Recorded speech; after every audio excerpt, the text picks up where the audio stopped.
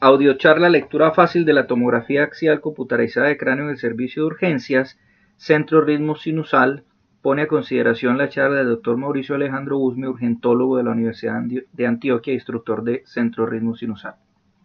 Cuando vamos a hacer una lectura de una tomografía de cráneo, tenemos que seguir el ABC S de la lectura de cráneo: asimetría, sangre, cerebro, cisternas, skull y scalp.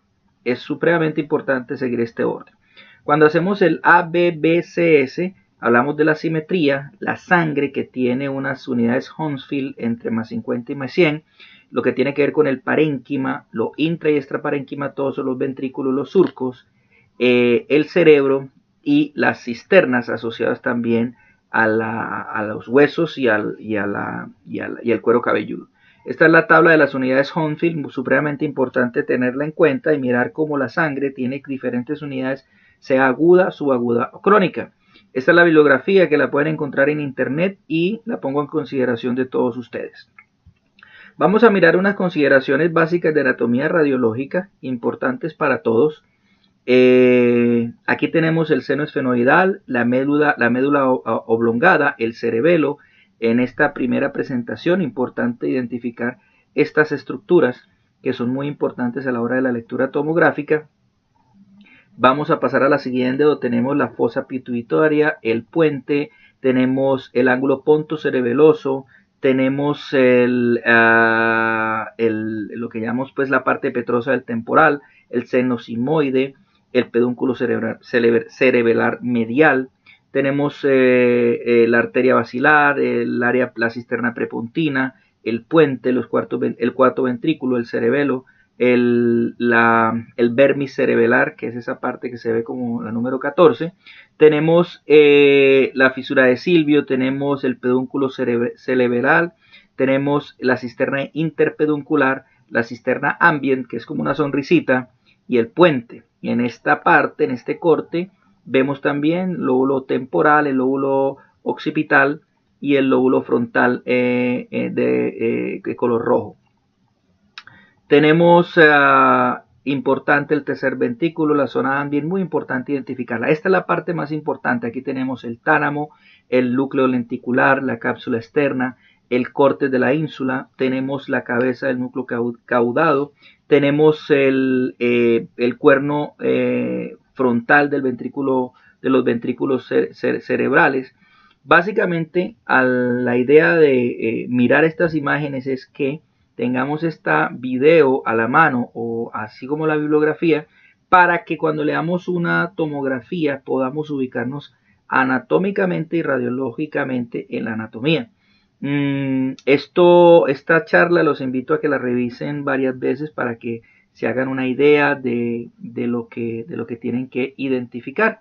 Aquí ya vamos en los cortes más superiores, tenemos el lóbulo frontal, temporal, occipital, tenemos el centro semioval, que es como la parte más arriba del cerebro, y vamos a darle paso a la parte final de la anatomía radiológica, donde tenemos el gyrus central, tenemos el gyrus precentral, la fisura interhemisférica, muy importante porque estas fisuras pueden desaparecer en patologías como los edemas, o pueden verse de diferente color en patologías como la hemorragia subaracnoidea. Vamos a seguir con una o dos imágenes más acerca de la anatomía radiológica para que todos entendamos. Aquí pues ya es como la parte final, donde tenemos el lóbulo frontal y el lóbulo parietal en la parte final de la anatomía radiológica. Si revisamos toda esta anatomía radiológica, nos vamos a ubicar en la tomografía. Lesiones específicas y clasificación de estas lesiones.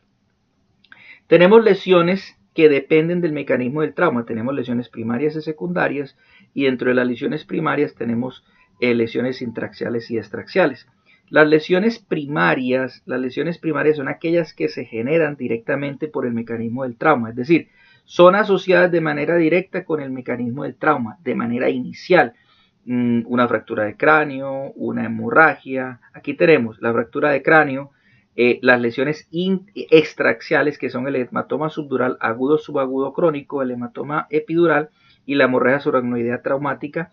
Además, como las lesiones intraaxiales, que son la hemorragia intracerebral, las contusiones, las lesiones cerebrales difusas. Las lesiones secundarias tienen que ver con el edema, con la isquemia o con las infecciones, ¿sí?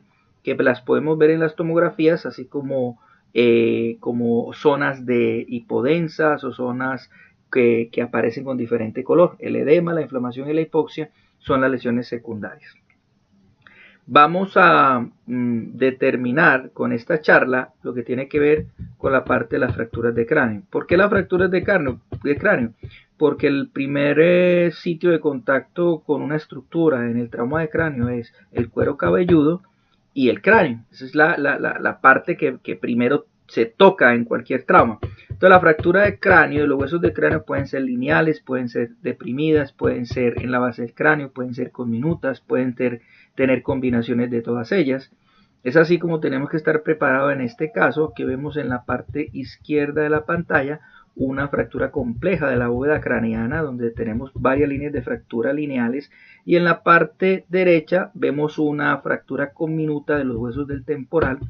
Aquí vemos una fractura a nivel de la calota que está deprimida. No se les olvide que las depresiones o las fracturas deprimidas ejercen efecto de masas. Cuando usted tenga una fractura con 0.5 centímetros de depresión o más, esa fractura puede estar ejerciendo un efecto de masa importante y tenemos la obligación de consultar al neurocirujano para mirar si hay necesidad de hacer una descompresión de esa fractura. En este ejemplo vemos una fractura deprimida. Aquí tenemos una fractura de la base del cráneo. El círculo y las flechas señalan la base del cráneo a nivel occipital y vemos como hay dos líneas de fracturas en la base del cráneo.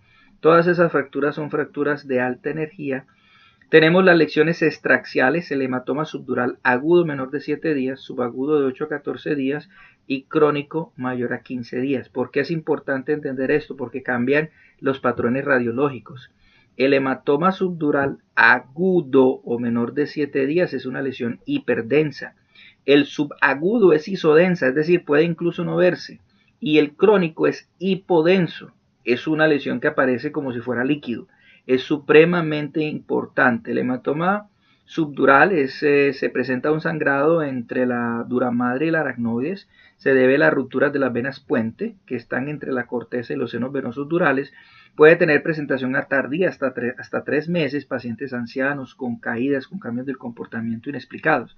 Ojo con esto, agudo menor de 7 días se ve hiperdenso, subagudo de 8 a 14 isodenso. Usted puede no ver el hematoma, pero puede ver las consecuencias, como el desplazamiento del tejido cerebral. Por ejemplo, en este caso, en la parte izquierda, las flechas señalan un hematoma subdural agudo, es una lesión hiperdensa que tiene la forma del cerebro, que atraviesa las cisuras interhemisféricas. Tenemos en esta otra parte un hematoma subdural agudo en el lado derecho en el lado izquierdo, pero en el lado izquierdo vemos la imagen que muestra un hematoma del lado derecho. Tenemos hemorragia asociada aquí como una combinación de densidades. Esto es un hematoma agudo y subagudo. Y mire cómo tenemos una parte isodensa e hipodensa que habla de un hematoma subagudo y crónico. Pero miren los efectos de masa, la dilatación de los ventrículos de ese paciente. Ese paciente es un paciente claramente quirúrgico.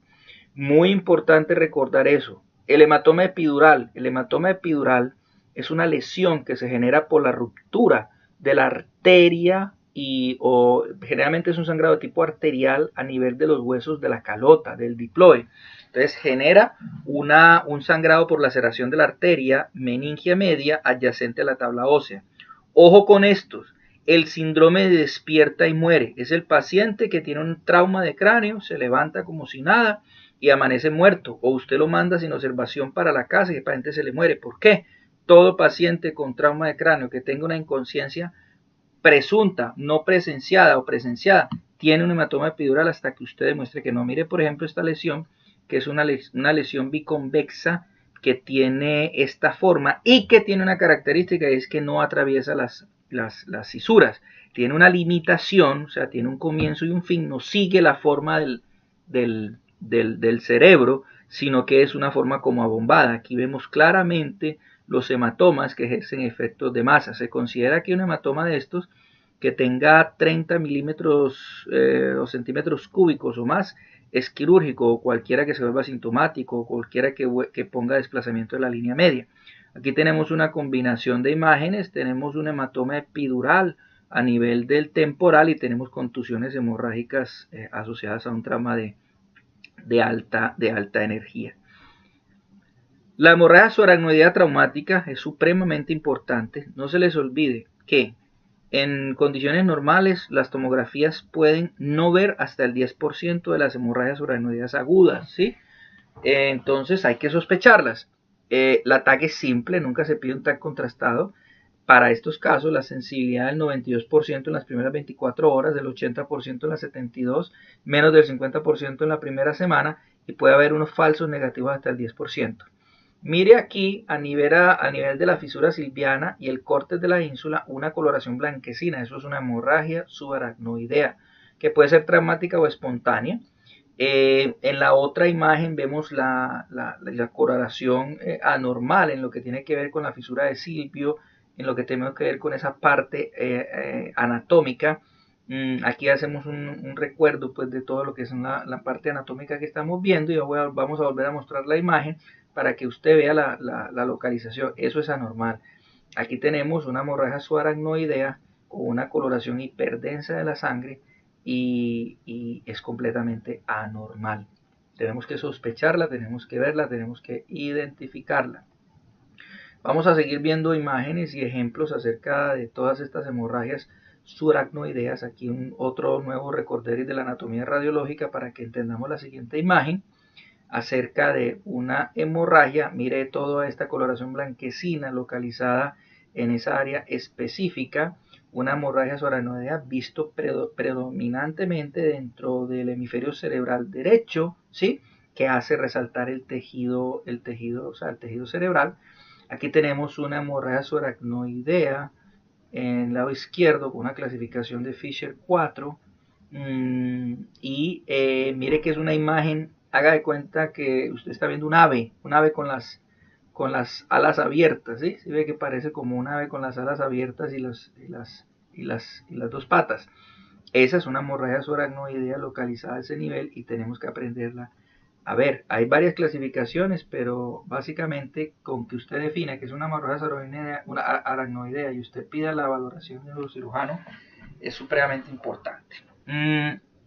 Espero que todos tengan la claridad de la imagen porque es muy clara, ¿sí? Aquí vemos la localización anatómica de esa hemorragia y tenemos que hacer la correlación anatómica con la imagen radiológica que estamos viendo.